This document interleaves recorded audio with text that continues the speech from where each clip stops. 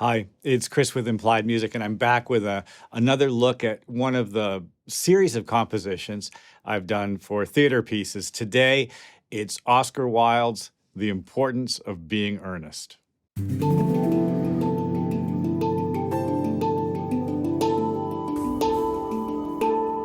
Well, if you are going to do theater, at some time in your career, you'll probably do The Importance of Being Earnest. I think you could make a good case for it being the funniest English language play. It's a favorite of mine, and over the years, I've done it a few times. It's almost always done as a period piece, and there's some charm to that.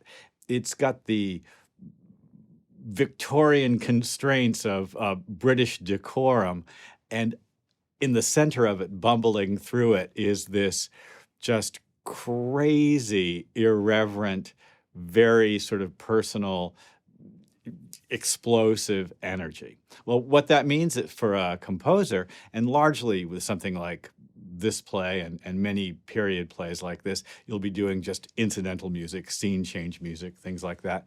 What that means for a composer is you've got to find some of that sort of wild, crazy energy, but it has to be contained in a framework that feels of the time.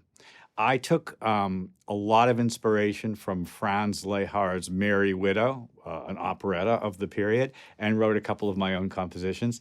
Let's just listen to some of the music, look at the orchestrations a bit. Here we go. When I work to theater and picture, I use Digital Performer 9. There are a number of reasons for that. Let me show you why I like it.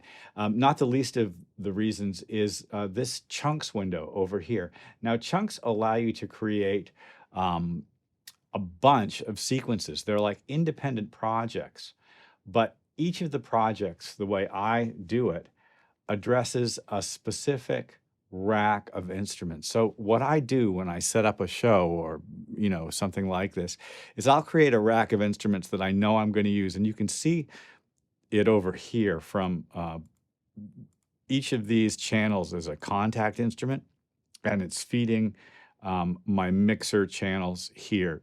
DP is sort of strange in that you need additional MIDI channels for each instrument. It means you can have multiple MIDI channels addressing a single instrument, though, so the flexibility is appealing. I've talked enough. Let's listen to the one of the pieces that I wrote for the opening.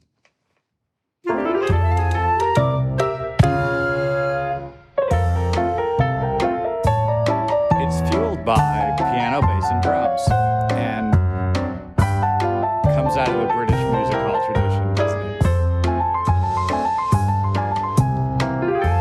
Flute and clarinet sweetening things in thirds. Do you hear it?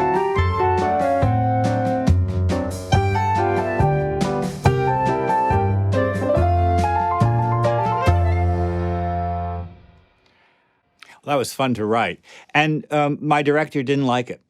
This often happens when you're working in theater. The director has a strong vision, and the director is your client.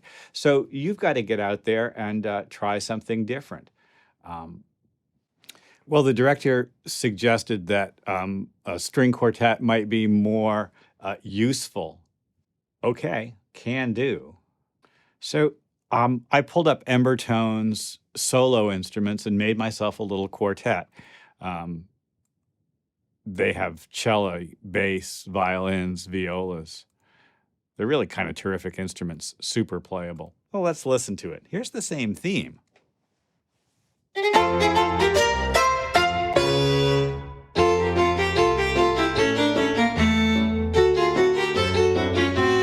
Still wanted to sound a little cocky, you know what I'm saying?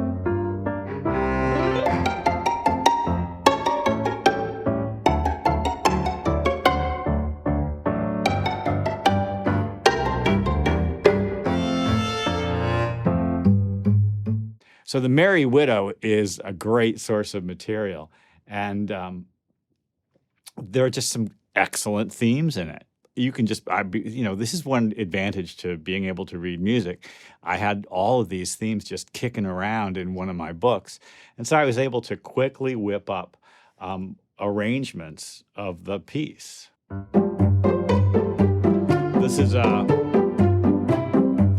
straight up Lehar theme, but I gave it a little bit of spin.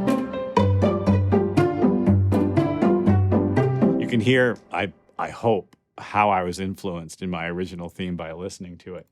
Probably the single most important theme from that show is the Merry Widow Waltz.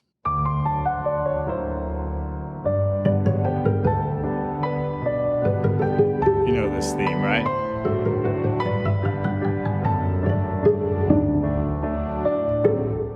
Well, I frequently will do something like this. I'll do a bunch of arrangements, maybe even a few original pieces, and then do I'll do real stems. A lot of the time when people say stems these days, they just mean individual tracks bounced as linear audio files. Real stems are actually submixes, just the piano, just the strings, just the drums, bass instruments, that kind of thing. Stems are really important in theater because you never know what's going to happen when you get to that week, when you're actually producing the show and putting it all together, what you're going to need. And so for me, I've got here a folder full of music that it was, really different from what I had done. For instance, we're looking here at a couple of different versions of the opening of Act One, right? And so on and so forth, and things that I knew I would eventually need. And then the director comes back to me and says, can you, do me a version of this Merry Widow Waltz that's shorter? Sure, I can. A little more elegant, a little bigger, a little more extreme.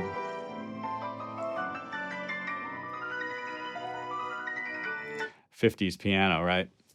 Well, your client is the director, and that means you're going to make changes. So whatever ideas you have, whatever great ideas you have, that eventually things are going to change. God laughs at plans, especially in theater. And, the past couple of years, I just haven't been able to do very much theater, and it's just as well. About 5 years ago, I started to back away from it a little bit.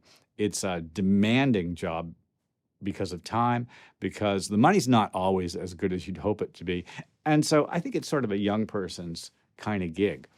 That said, what's more fun than working on one of the greatest scripts ever written and writing some original music for it, working with collaborators whose visions align with yours, and having a final product that you can really be proud of.